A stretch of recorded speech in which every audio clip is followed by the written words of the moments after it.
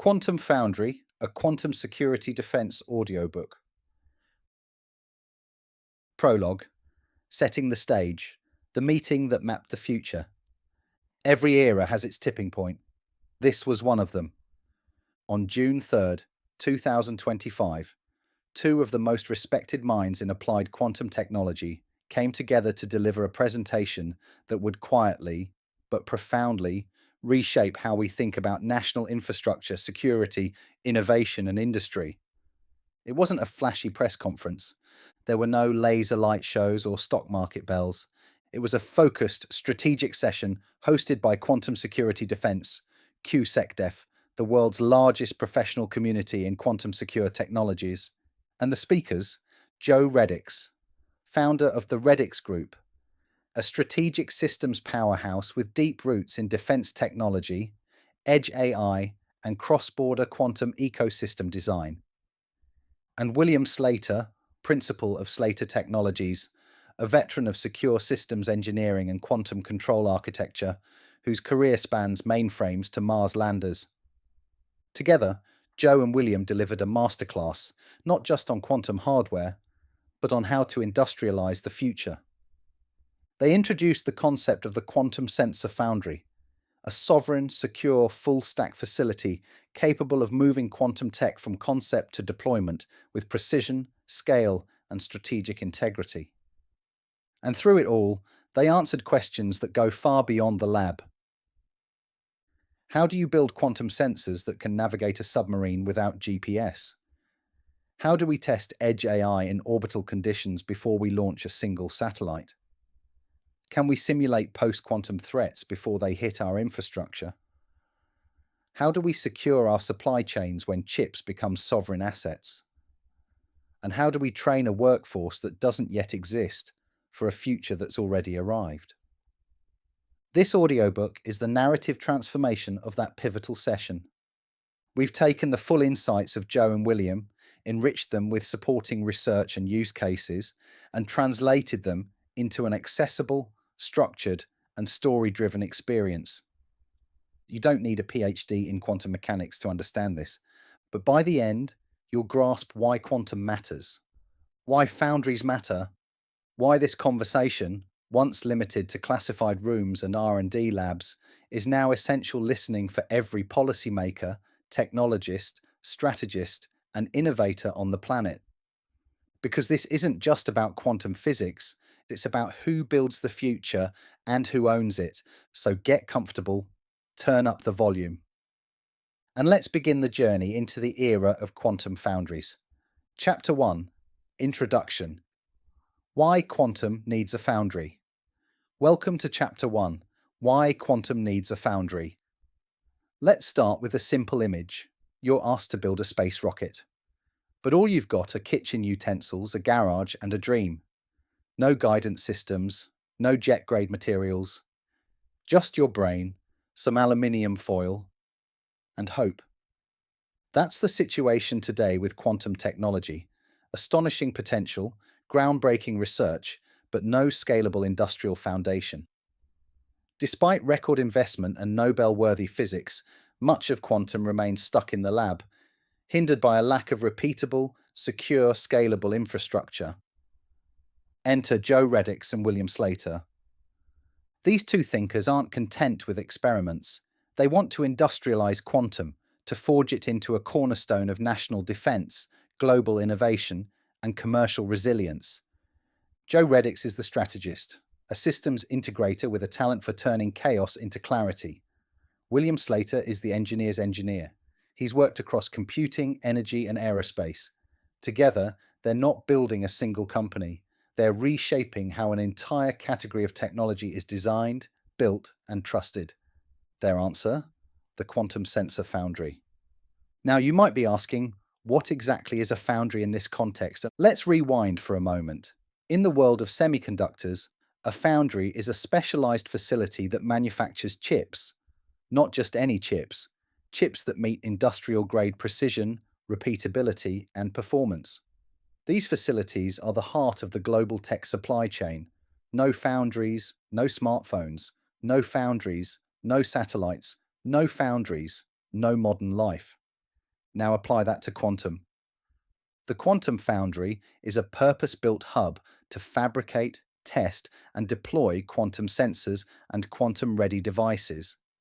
It's the missing link between theoretical possibility and real-world application. And it's not just about the tools, it's about sovereignty.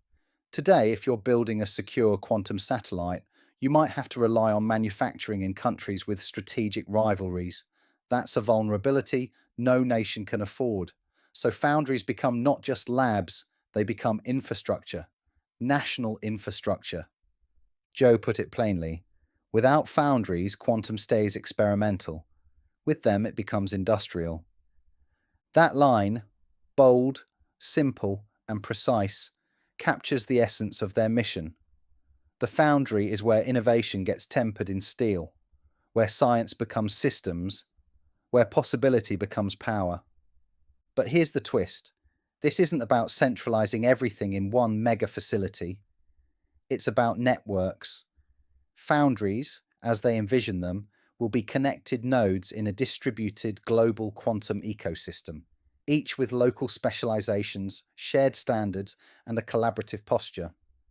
William adds, "We don't want to own quantum, we want to catalyze it."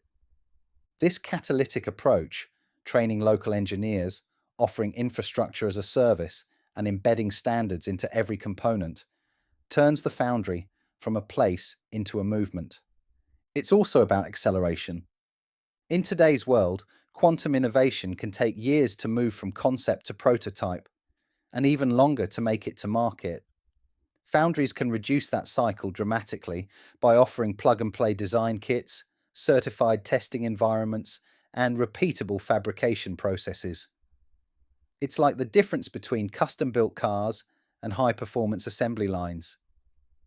Joe and William's vision includes three key pillars: security, trustworthy hardware with tamper-proof design; scalability, infrastructure that can evolve from lab to national grid; sovereignty, domestic control over mission-critical quantum supply chains.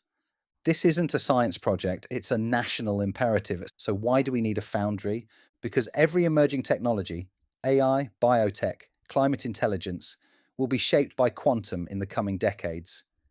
And unless we can make it reliable, repeatable, and secure, quantum will remain the realm of scientists, not strategists. Joe and William didn't just propose a facility. They laid out a doctrine, a framework for how quantum becomes part of the world's digital backbone. And like all revolutions, it starts with visionaries who see what's missing and build what's necessary. Welcome to the Quantum Foundry Revolution. Chapter 2. The network is the prime, building smarter, not bigger. We go deeper, not into quantum mechanics, but into something even more radical: how we build teams and systems in a world where complexity rules. Joe Reddix opens with a phrase that could sit comfortably in a sci-fi epic, a systems engineering whiteboard, or a TED talk. The network is the prime.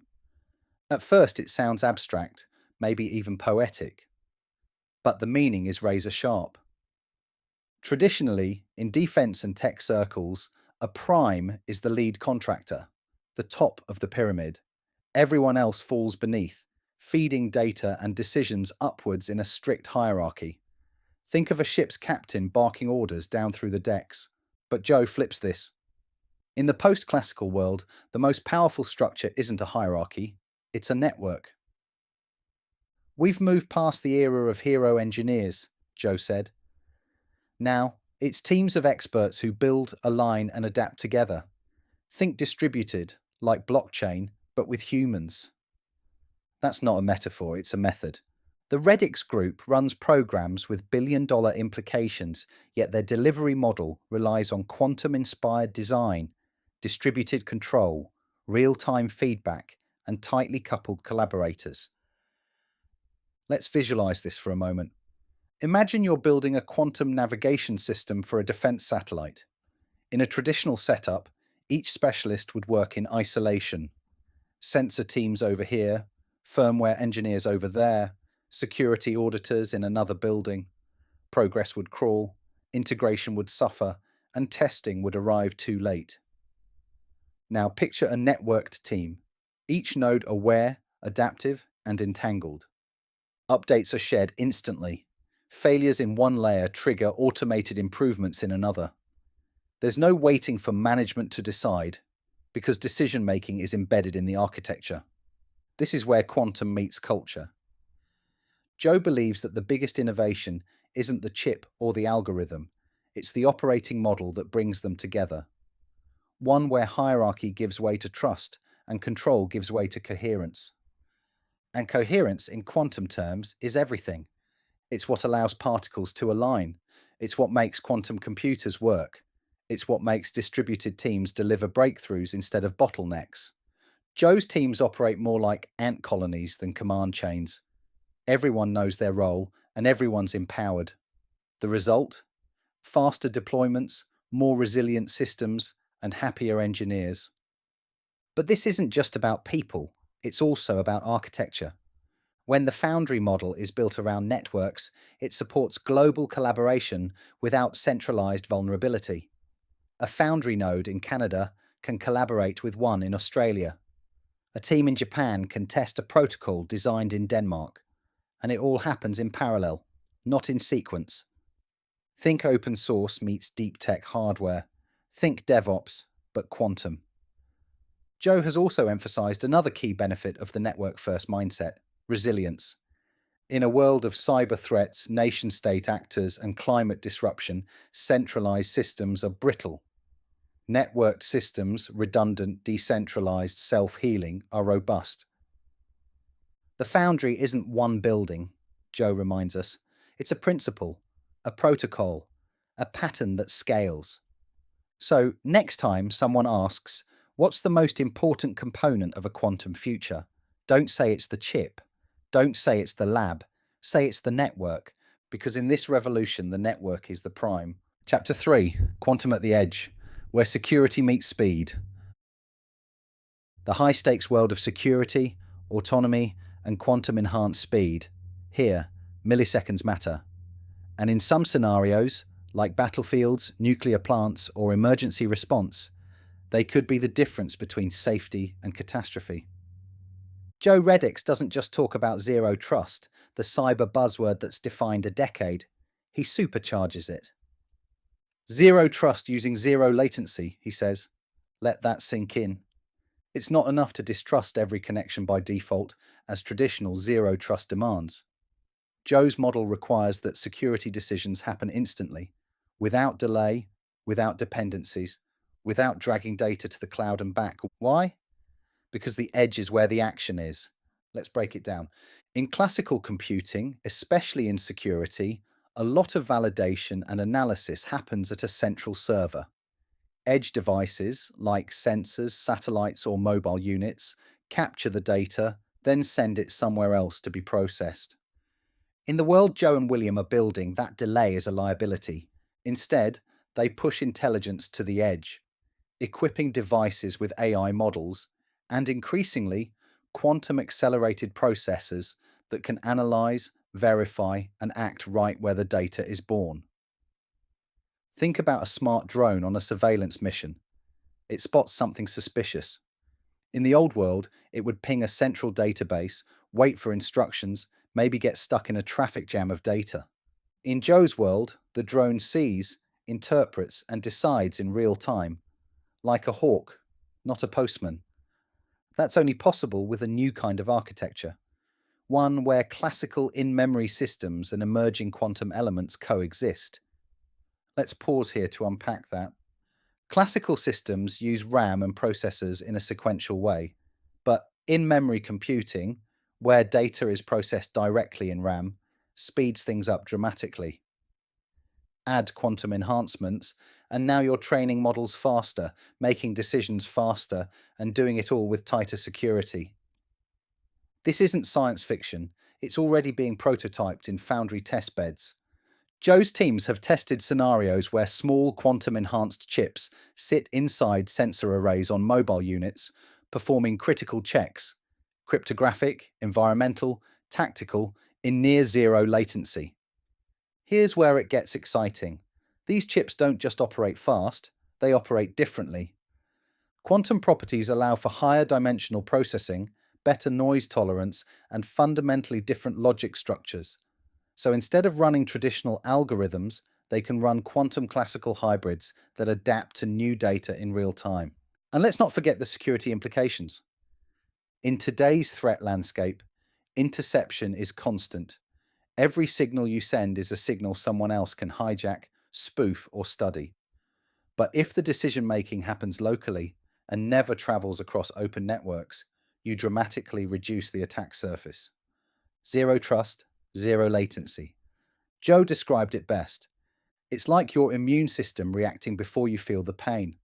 Security built not on walls, but on reflexes.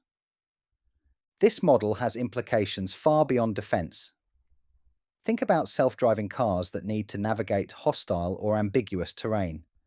Think about medical implants that monitor and respond to patient vitals without ever connecting to external systems. Think about satellites operating in denied environments, where autonomy isn't optional, it's existential.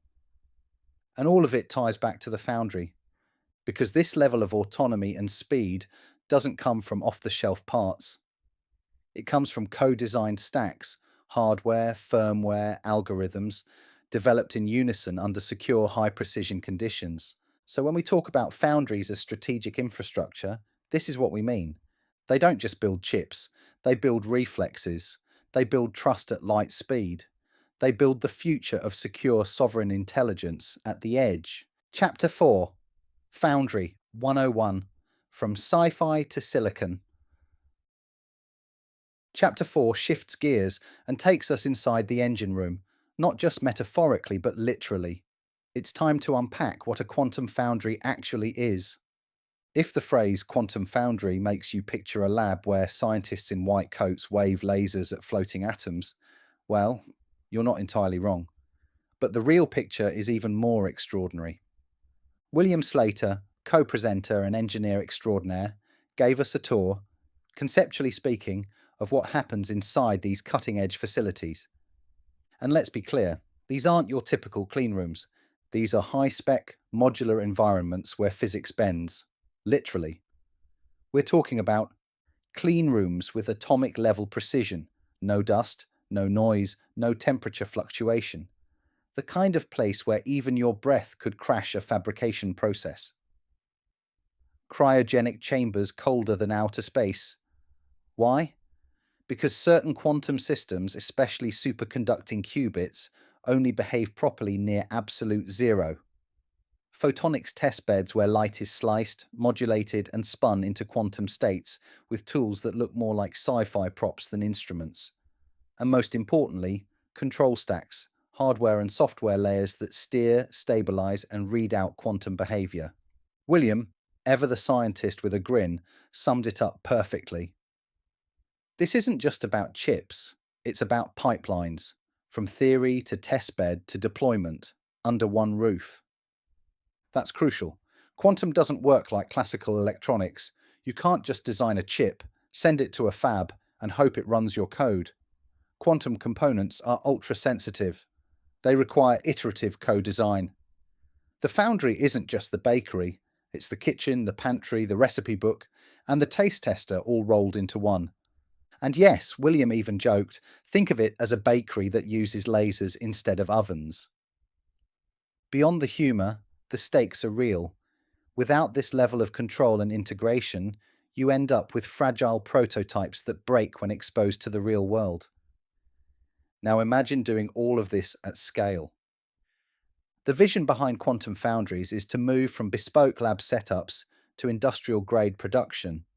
This means standardized processes, automated calibration routines, interoperable design specs, and supply chains that understand the difference between a photonic crystal and a cryogenic flux trap. Sounds intimidating? That's the point. A foundry is where quantum finally becomes practical, where design moves from whiteboards to wafers, where experimentation meets certification, and the benefits go beyond just better chips.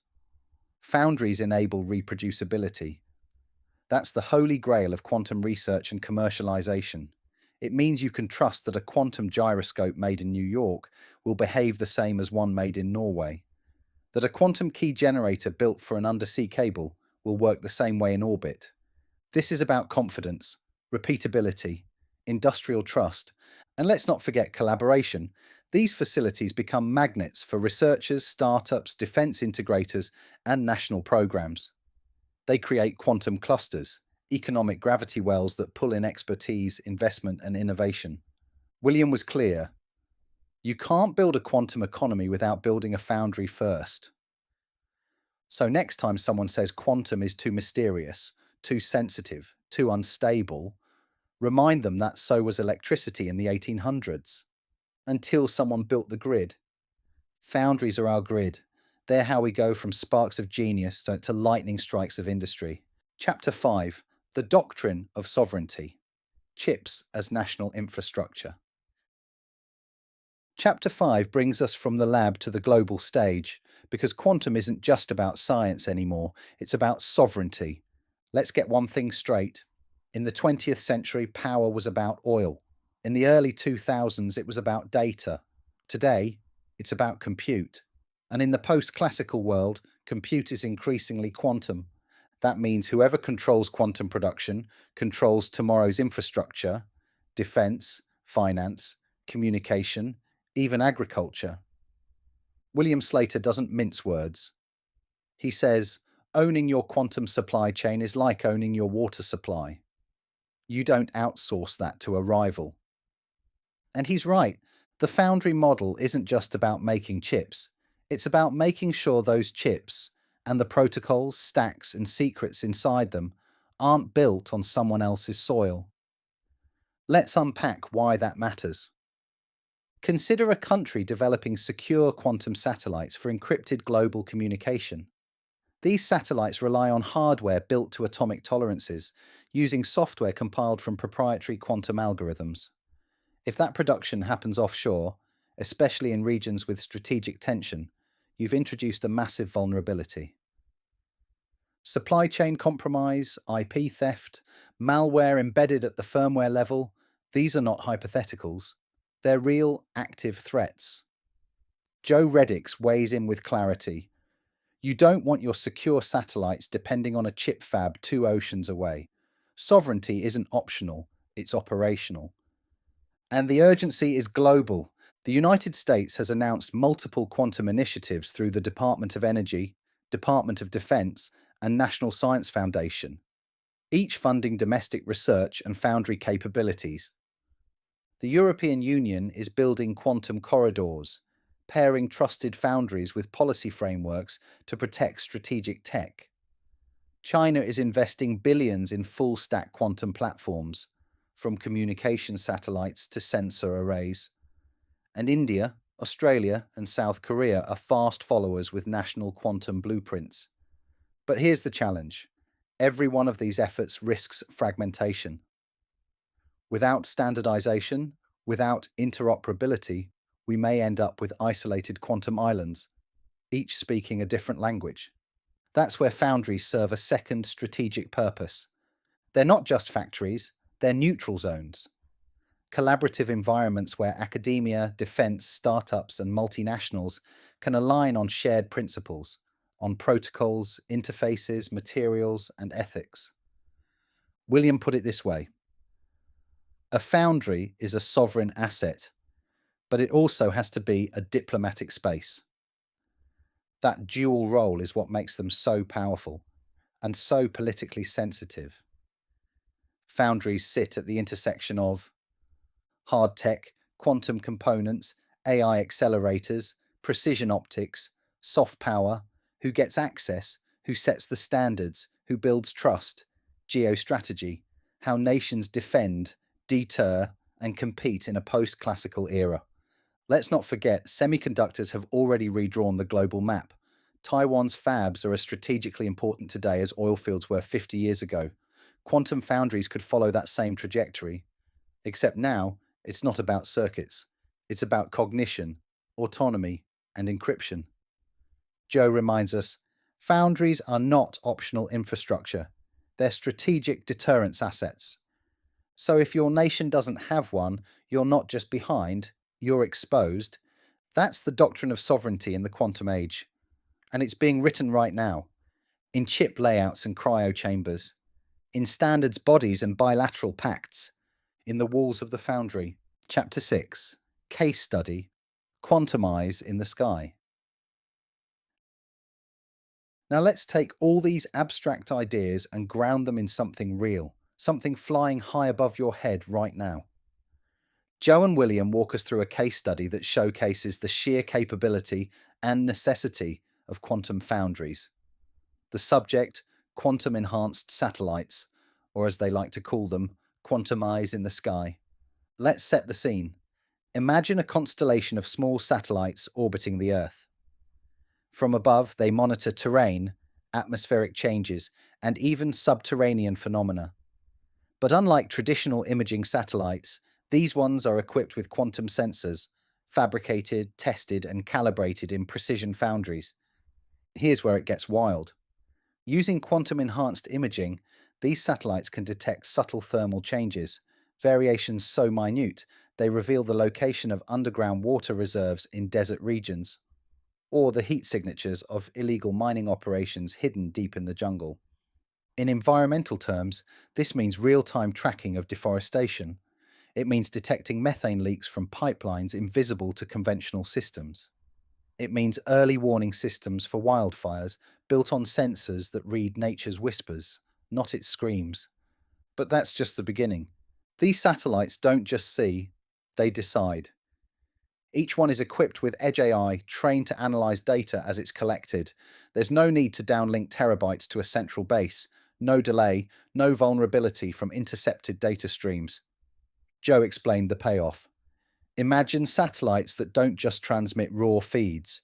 They send insights, decisions, alerts, all happening on orbit with no lag. This is only possible because the AI, the quantum sensors, the cryogenic calibration, and the secure firmware were all co-developed inside the same foundry ecosystem. That's the foundry advantage. Traditional hardware development is like building a car by mailing parts to a dozen workshops and hoping they all fit at the end. Foundry-based development is like having the entire design, engineering, and assembly team under one roof, with access to the same precision tools, test environments, and security controls.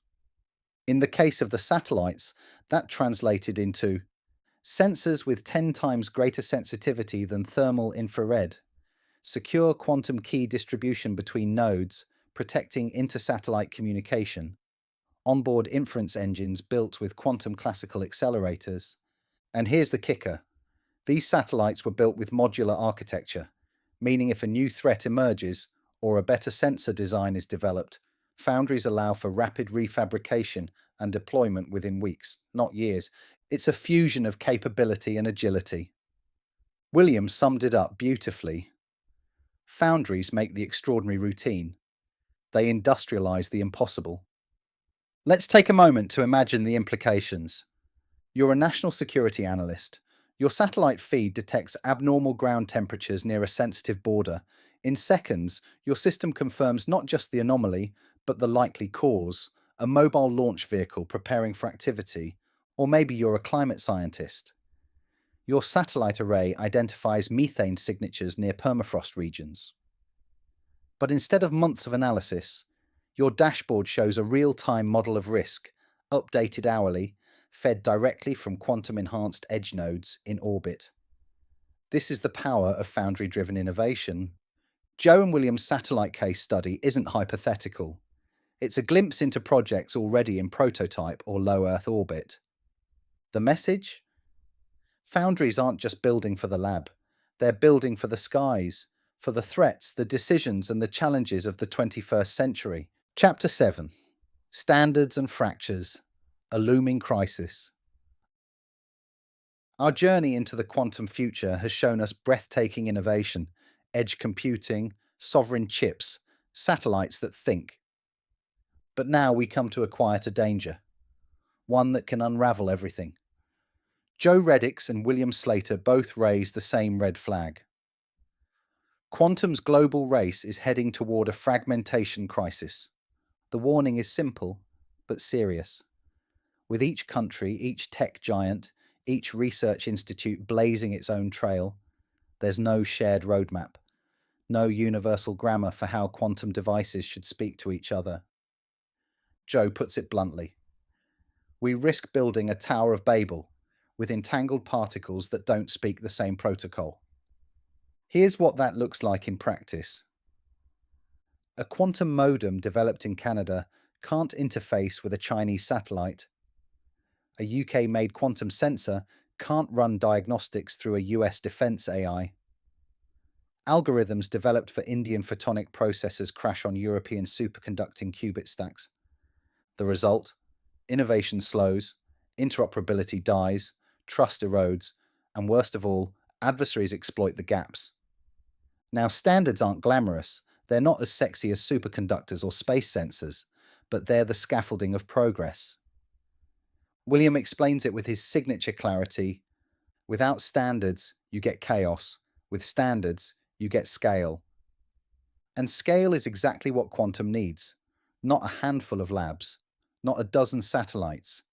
A planetary grid of systems that can compute, sense, and communicate securely across borders, sectors, and generations. So how do we get there? That's where foundries come back into the picture. Because they don't just fabricate chips, they fabricate consistency. A foundry doesn't just test if a device works, it tests how it interoperates, how it holds up under stress, how it complies with emerging standards from IEEE, ISO, and industry alliances. And more importantly, foundries can act as neutral zones, like Switzerland, but with lasers. They offer shared infrastructure where adversaries can become collaborators, where startups can test against government-grade protocols, where international bodies can validate new frameworks in the real world, not just in academic papers. Joe sees this as more than infrastructure, it's diplomacy.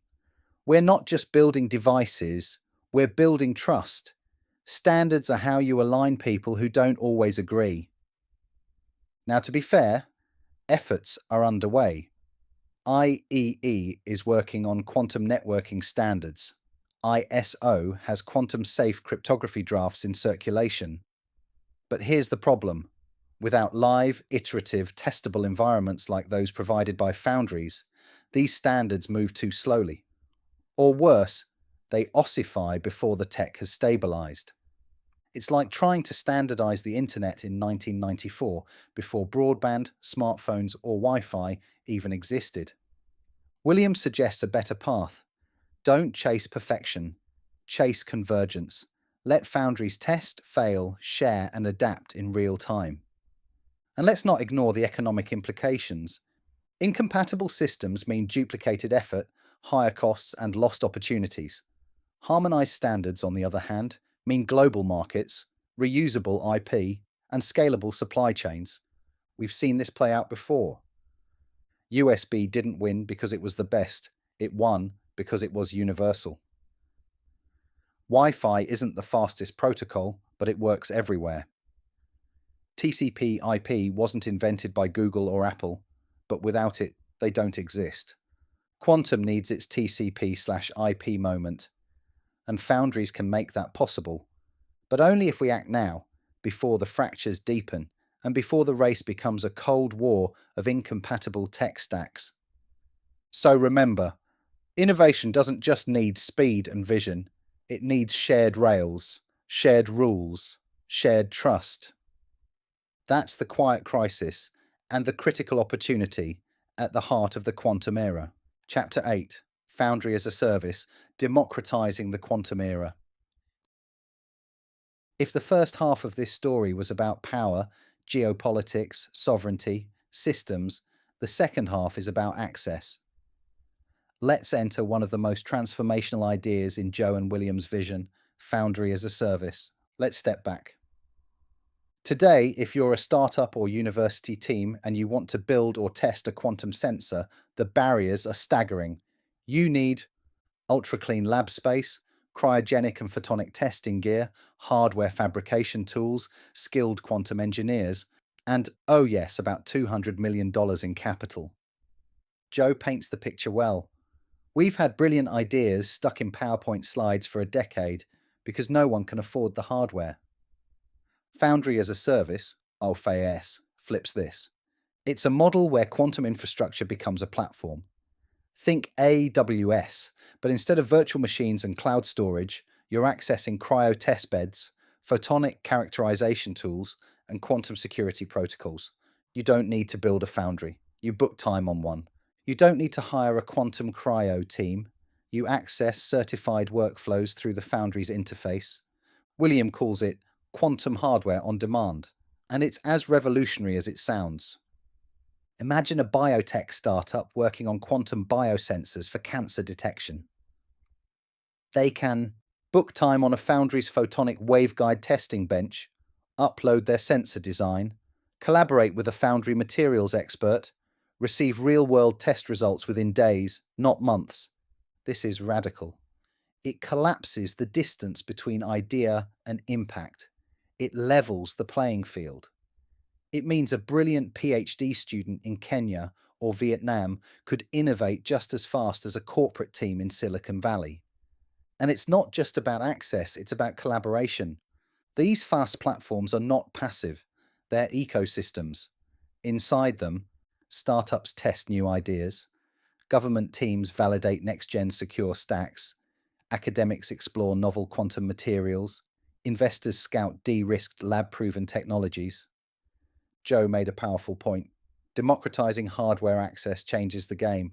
It opens the door to thousands of quantum-native companies. And here's where it gets clever. FAST enables IP sharing and licensing models.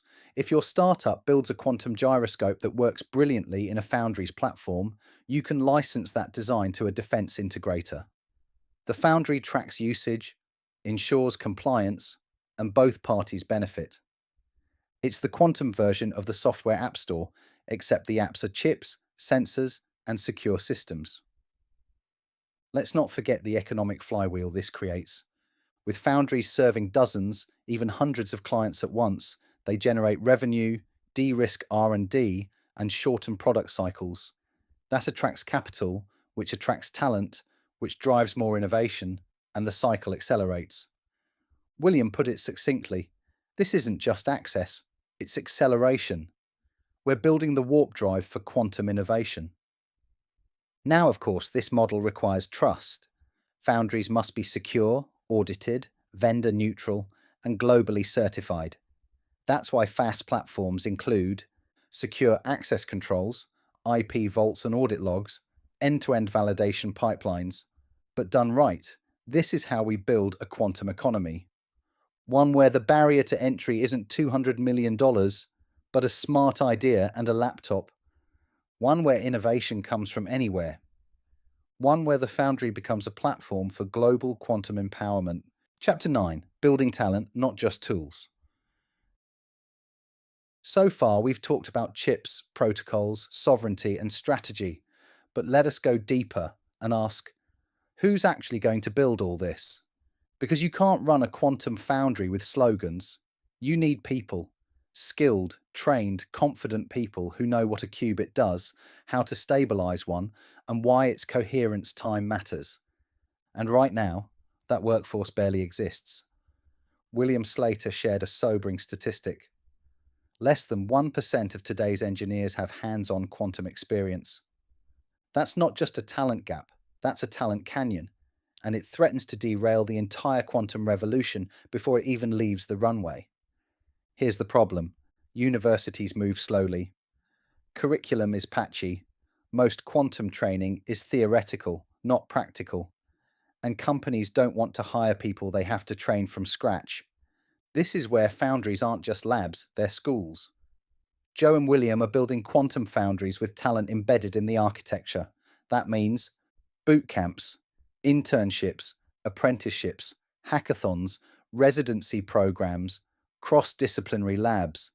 Imagine a high school student in Manchester who gets to visit a foundry's open day.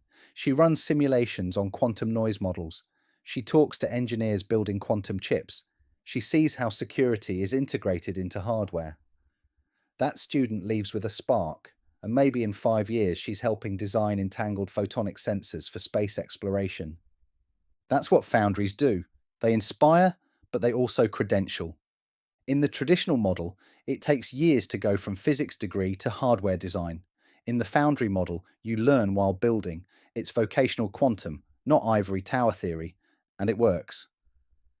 William shared stories of undergraduate interns who now co-author patents, of veterans retrained in secure systems who now lead field testing on quantum navigation tools, of university partners who plug their students directly into live foundry projects as part of coursework. Joe's view is pragmatic. We don't need more quantum celebrities. We need thousands of competent practitioners. That's the key, not just a few genius physicists, a bench of engineers, designers, coders, and operators who can do the work safely, securely, and at scale. And here's the long-term payoff. When talent is local, infrastructure follows. A foundry in Ireland trains Irish talent who start companies, who hire peers, who attract investment. Within a decade, you've got a quantum cluster, a flywheel of education, employment, and entrepreneurship. And if foundries can replicate this globally, we don't just get a quantum industry, we get a quantum workforce, resilient, diverse, and distributed. William said it best. We're not just building tools, we're building teams. We're training the builders of the next era. So if you're thinking about the future of quantum and wondering where the army of experts will come from, look to the foundries, because that's where the classroom meets the clean room, where careers are forged like chips, and where the quantum era gains not just momentum, but human meaning. Chapter 10. Humour in the hard bits. Let's take a breather because Joe and William remind us, even in quantum, you've got to laugh. They know this space is heavy, cryogenic chambers, geopolitical risk, post-quantum cryptography. It's the kind of conversation that makes your head spin and your coffee go cold. But then, in the middle of a deep dive on international standards, Joe drops this gem. Quantum standards are like jazz. Everyone's improvising and only a few know what key we're in. That line got a laugh. But more importantly, it got a nod. From engineers, policymakers, and military tech heads. Because it's true. The quantum field, for all its brilliance, often feels like a jam session with no conductor. And right on cue, William added, "We don't just need harmonization, we need a rehearsal space. That's what the foundry is. It's the quantum rehearsal hall." It's these moments that humanize the mission. Yes, this is hard science. Yes, this is national strategy. But it's also being built by people who understand that confusion, contradiction, and caffeine are part of the job. Joe once described a sensor calibration process as like trying to tune a guitar during an earthquake. William described debugging a quantum edge device as chess with a drunk ghost. Humour in this context isn't fluff, it's friction release. It's how teams bond, how engineers stay sane, how executives remember why they started. And critically, it's how they bring others along. Quantum tech has an accessibility problem. It sounds intimidating, exotic, even alien. But when you lace it with humour, with metaphor, with humanity, it becomes inviting. The best teams Joe and William have seen don't just tolerate complexity. They laugh with it. They make jokes about phase coherence. They name their cryogenic freezers after Marvel characters. They meme about entanglement on Slack. This matters, because quantum isn't just equations, it's culture. And the foundry model thrives when culture is open, inclusive, and yes, a little cheeky. So if you're building in this space, don't be afraid to laugh. Laugh at the entanglement bugs. Laugh at the standards meetings. Laugh at the fact that we're trying to control subatomic particles with software written by interns. Because that laughter, it's the sound of progress. Chapter 11. Cyber Risk. Foundries as Prime Targets. Welcome to Chapter 11, where we leave the humour behind and confront a clear and present danger, cyber risk. Let's make one thing absolutely clear. Quantum foundries are not just labs, not just innovation centers, not even just strategic assets. They are bullseyes. Joe Reddix didn't sugarcoat it. If you think a nuclear facility is a cyber target, imagine what a foundry represents: a sovereign-grade platform for emerging superpower tech. Foundries host everything: proprietary quantum chip designs, nation-critical algorithms, secure communication modules, strategic AI models, military-grade firmware pipelines. And the enemies? They aren't just bored teenagers with modded laptops. They're nation-states, sophisticated, well-funded, and patient. Think infiltration campaigns, firmware-level backdoors, IP theft, and industrial sabotage. William broke it down into 3 threat vectors. Insider risk. These aren't Hollywood spies. They're subcontractors with badge access, engineers seconded from partner orgs, even third-party tool vendors. Without rigorous vetting, biometric gating, and behavioral monitoring, foundries become soft targets from the inside out. Supply chain attacks. Picture this: a quantum chip passes all internal QA, but the flaw was inserted during crystal deposition by a third-tier materials provider. The result? A device that leaks secrets or fails at critical moments, and no one knows until it's too late.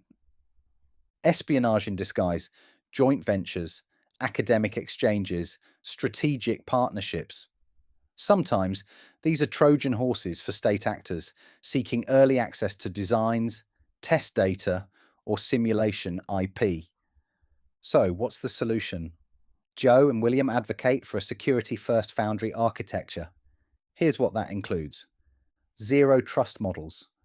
Every user, every process, every device is treated as untrusted by default. Access is not granted, it's earned, then continuously revalidated.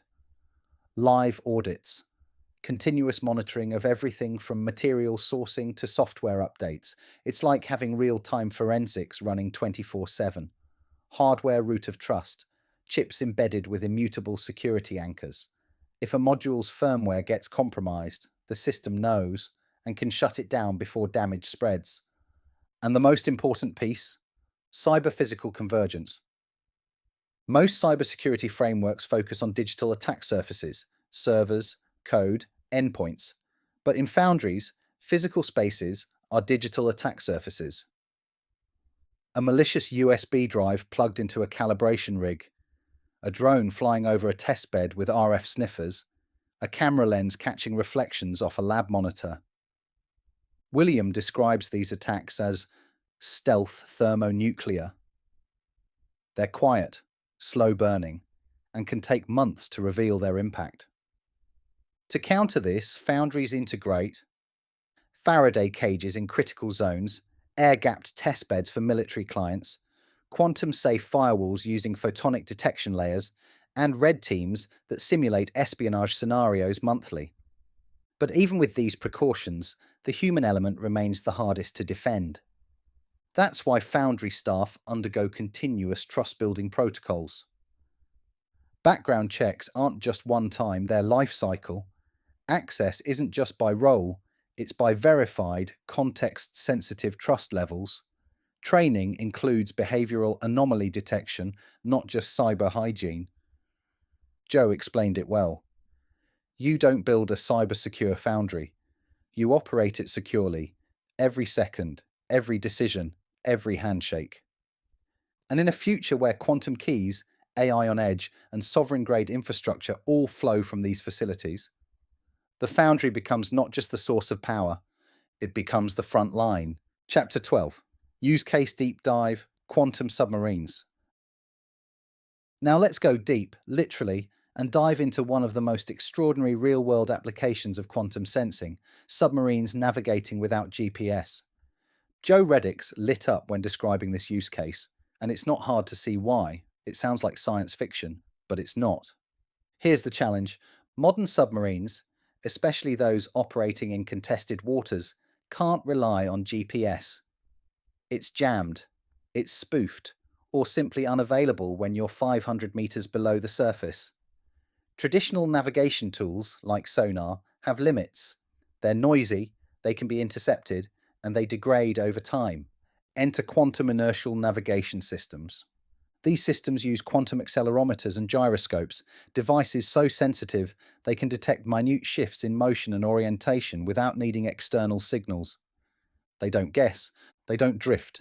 They remember every twitch, turn, and tremor, so precisely that a submarine can stay on course for weeks with no satellite guidance at all. Joe explained the leap.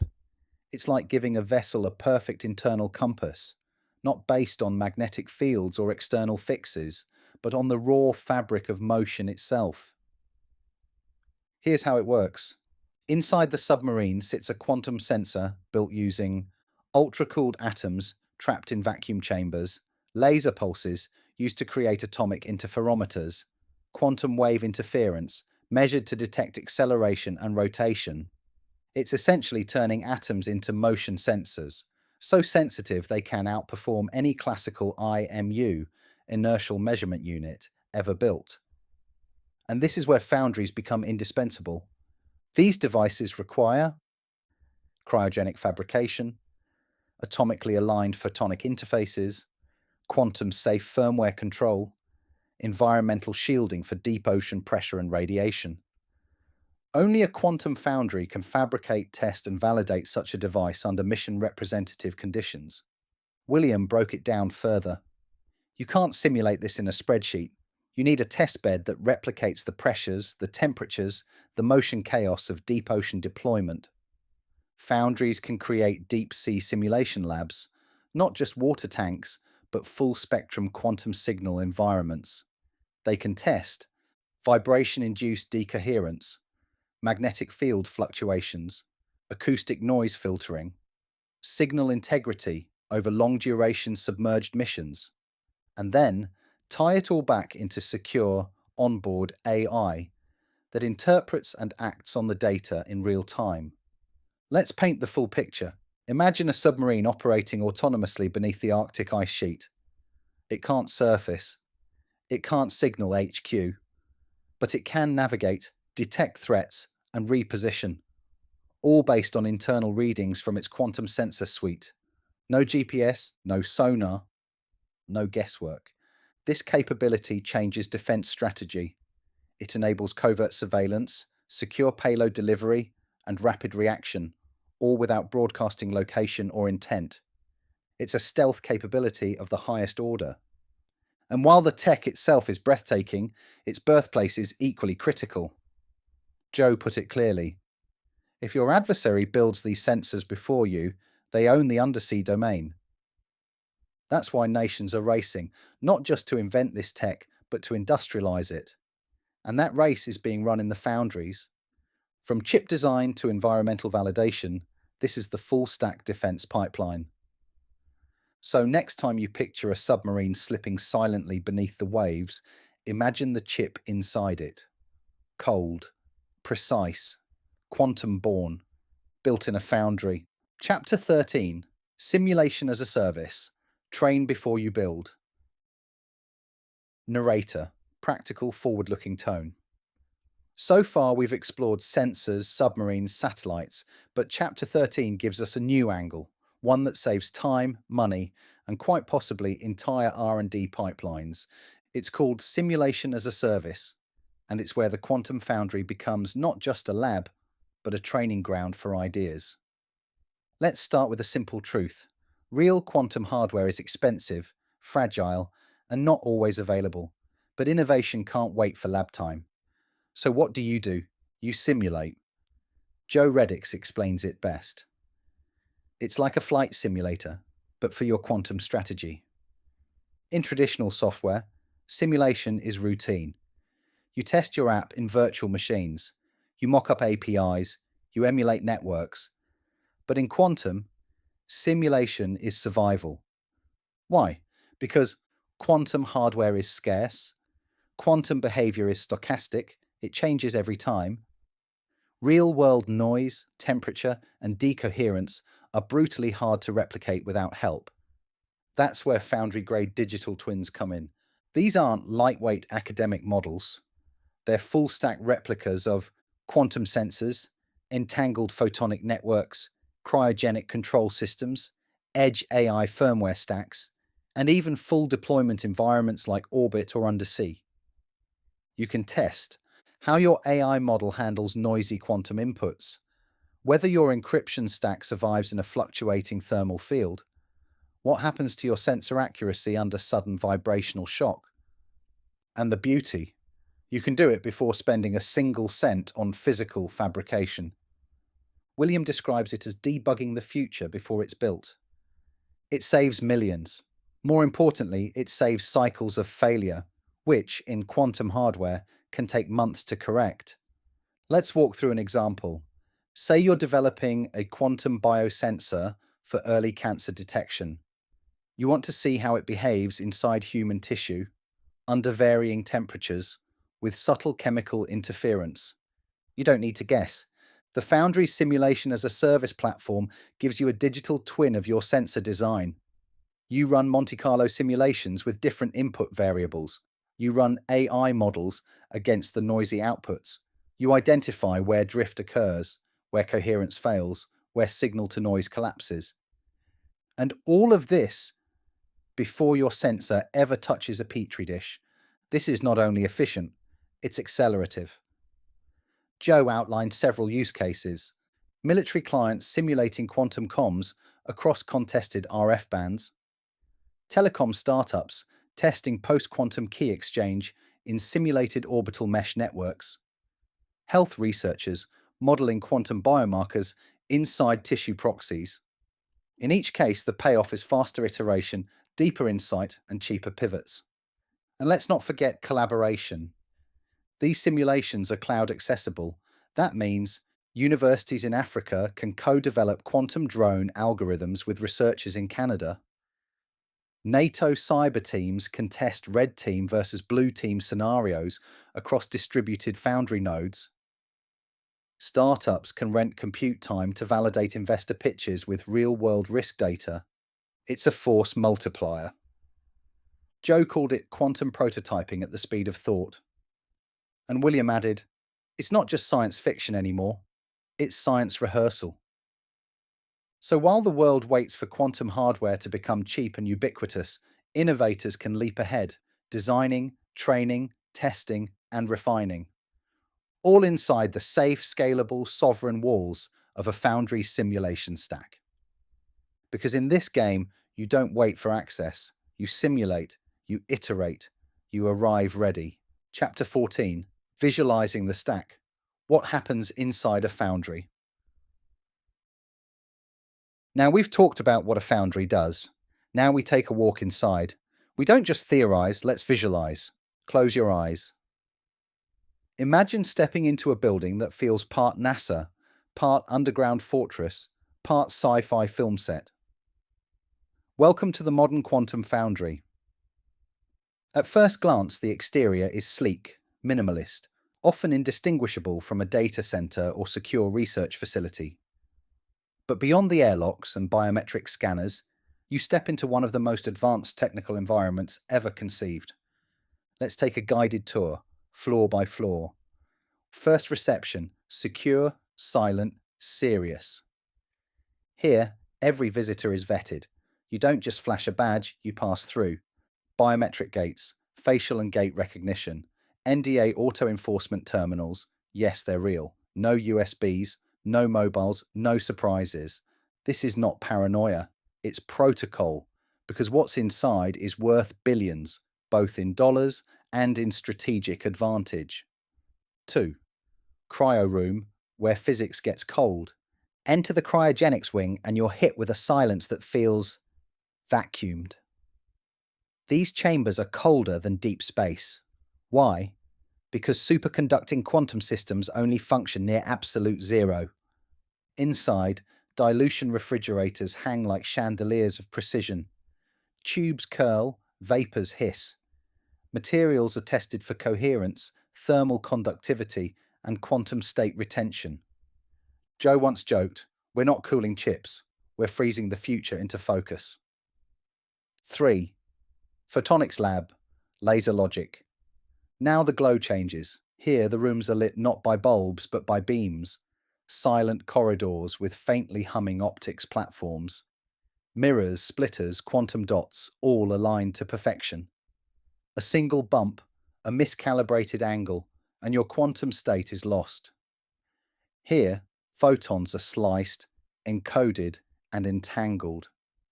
These are the building blocks of quantum networking and secure comms, the equivalent of solder and silicon in a classical lab.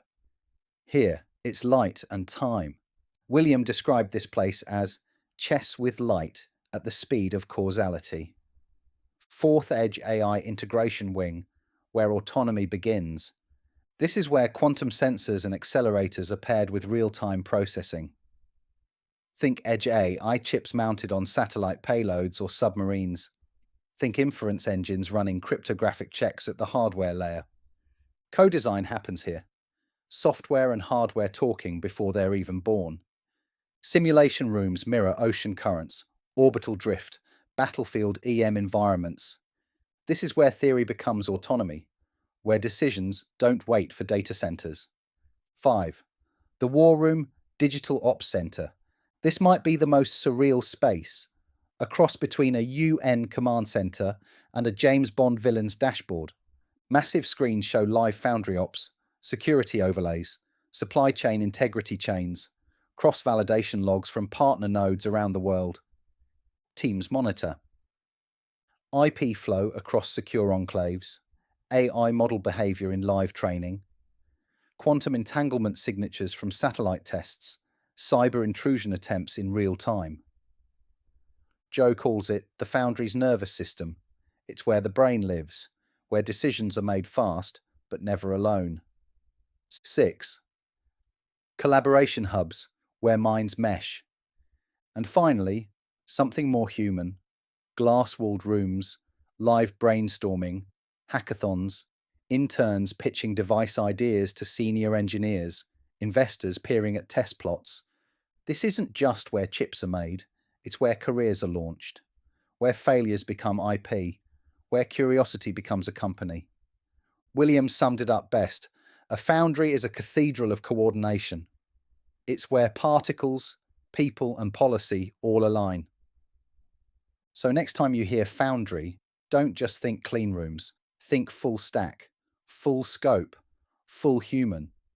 Because the future isn't just built, it's orchestrated. One cryo chamber, one photon, one brilliant mind at a time. Chapter 15, Regional Multipliers, Economic Catalysts.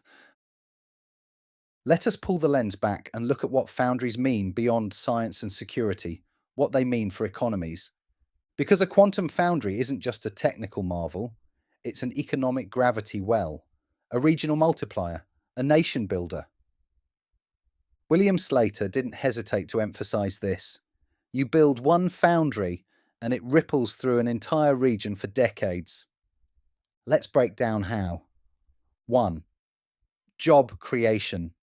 A foundry directly employs quantum physicists, cryo-engineers, control system developers, photonics specialists, security architects, edge AI designers. But that's just the start. Surrounding the foundry, entire support ecosystems emerge. Advanced materials supply chains, clean room services, secure data providers, cryofluid logistics, facilities management, tiered subcontractor networks. Conservatively, a single full-stack foundry generates 1,500 to 5,000 high-tech jobs, with another 10,000 plus indirect roles across the economy. 2. An academic anchor. Foundries aren't isolated. They partner with universities, polytechnics, and research labs. These partnerships result in quantum engineering degree programs, student co-ops and fellowships, joint IP portfolios, national talent pipelines. Joe highlighted this clearly. Universities become talent suppliers, foundries become talent deployers. Regions that house a foundry gain not only employment, but prestige. They become innovation centers, attracting researchers, grant funding, and global collaboration. 3rd, startup incubation and economic catalyst. Foundries aren't just for big players. Through their Foundry as a Service platforms, they enable quantum drone startups, biosensor spinouts, secure comms hardware labs, post-quantum cryptography modules. Foundries become hatcheries, places where raw ideas are fed precision tools, turned into prototypes, and introduced to global markets. And because the validation happens inside a trusted facility, it de-risks investment. VCs are more willing to fund hardware if they know it's been tested at a Tier 1 foundry. Fourth, policy and procurement pull. A national foundry gives policymakers a direct lever to define procurement frameworks, influence standards, fund dual-use capabilities, embed security into supply chains from day zero. And it means governments can buy local, not just for economic nationalism, but for supply chain resilience. Fifth, IP and export power. A successful foundry doesn't just build tech, it spins out licensable IP blocks, testbed verified designs, quantum-safe firmware modules, certified component packs for global partners. This creates an export industry, trusted by allies, respected by adversaries. William summed it up. Foundries convert genius into GDP. And that's the bigger picture. Every nation talking about quantum strategy needs to think beyond labs and white papers. They need to ask, where are the jobs? Where are the standards? Where is the infrastructure that ties talent, IP, and capital together? And more often than not, the answer is at the foundry. Because it's not just about making chips, it's about making ecosystems. Chapter 16. Demand drivers and market outlook. We close our journey through the quantum foundry revolution by looking ahead at what's driving demand and how the market is shaping up. Joe Reddix and William Slater don't see foundries as futuristic luxuries. They see them as present-day necessities. And the demand isn't just real, it's accelerating. Let's start with the demand drivers. 1. Cybersecurity overhaul, the post-quantum threat. Governments and enterprises are waking up to a ticking time bomb. Current encryption won't survive scalable quantum computing. That's not a maybe, it's a certainty. So there's a scramble to test post-quantum algorithms, validate hardware-level cryptographic resilience, train systems to recognize quantum-enabled attacks. Foundries become critical in this race, not just for developing defenses, but for testing them under simulated real-world conditions. Second, military autonomy, GPS-denied and signal-degraded zones. Quantum sensors are the key to silent navigation, secure communications, and on-the-fly threat detection. Whether it's a submarine beneath the Pacific or a drone above an urban battlefield, foundry-built components allow for sovereign, signal-independent operation. This has become a budget priority for defense ministries worldwide. 3. Climate monitoring and biosensing. Quantum sensors offer unprecedented precision in detecting greenhouse gas emissions, water table fluctuations, crop health, pathogen signatures in air and fluids. These applications feed into global ESG compliance, environmental security, and public health resilience. And again, the calibration and integration of these sensors only happens inside trusted foundry environments. Fourth, AI hardware acceleration. AI and quantum are converging fast. Classical GPUs aren't built for noisy, probabilistic data. Quantum accelerators are. Foundries now offer AI chip integration labs, secure training environments, QPU/A, iHybrid stack testing. Every major AI firm is investigating quantum synergy. Foundries are their first stop. 5. Space and satellite constellations. Low Earth orbit is becoming the next internet backbone, but space systems need radiation-hardened photonics, secure inter-satellite key exchange, edge AI that doesn't melt in the vacuum of space. Foundries are now part of space tech roadmaps, not just ground systems. The market outlook. The economic data is just as compelling as the technical. Quantum sensing market projected to exceed $3 billion by 2030. Quantum AI hardware forecasted for 40% compound annual growth rate over the next 7 years.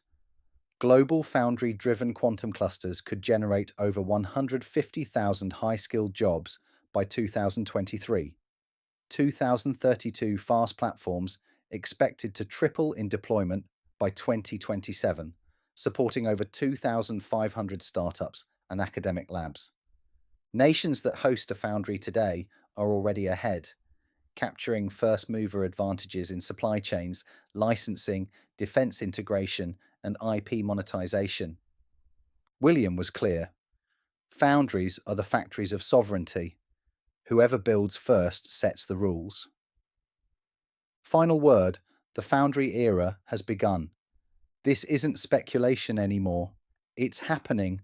The quantum foundry isn't just a facility. It's a platform, a strategy, a global game changer. It's where atoms and algorithms meet, where sovereignty is stamped into silicon, where security is embedded, not bolted on, where talent is forged, not found.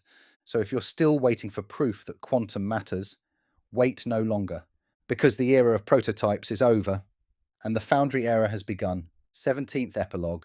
Thank you and Quantum Security and Defense Mission Statement. Thank you for listening to this special edition of the Quantum Foundry Revolution, created based on the presentation of quantum foundries by William Slater and Joe Reddix. Over the past chapters, we've explored a future that's arriving faster than most people realize, a future where quantum foundries aren't just labs, but pillars of sovereignty, platforms for innovation, and engines of economic transformation. We've followed the insights of Joe Reddix and William Slater. We've uncovered how networks, AI, sensors, and secure systems all come together under one powerful roof. We've glimpsed the industrial power of photons, atoms, and entangled possibilities. And now, as we close this journey, we'd like to introduce the community behind it all, Quantum Security Defense, or QSecDef. We are the world's largest professional community dedicated to quantum secure communication technologies. With over 700 verified members and monthly engagement across more than 20,000 global professionals, we exist to do three things. Educate. QSecDef delivers the world's most accessible, professionally developed training in quantum secure technologies. Our platform breaks down the most advanced quantum topics into clear, certified courses tailored for industry, policy, defense, and enterprise. Whether you're a systems engineer or national decision maker, our courses are designed to bring you up to speed, quickly, credibly, and confidently. Innovate. Access curated knowledge from over 70 verified quantum experts. Dive into playbooks, lectures, testbed walkthroughs, and deep dive white papers. Use our platform to build roadmaps, refine R&D, or define your nation's first quantum framework. We don't just provide information, we accelerate real innovation. Elevate. For those who need hands-on guidance, QSecDef offers vendor-neutral, expert consulting across every quantum-secure domain. Our services include defining post-quantum security strategies, risk modeling across defense, critical infrastructure and telecoms, supplier assessments and strategic vendor engagement, custom roadmap development, access to global Tier 1 expertise. Whether you're operating in Europe, the US, Asia, or the MENA region, we are there. This audiobook may end here, but your journey into the quantum secure future is just beginning. If you're building, planning, protecting, or exploring, QSecDef is your strategic partner. Visit us, contact us, join the movement, because the foundry era isn't coming, it's already here. And together, we're securing the future, one quantum breakthrough at a time.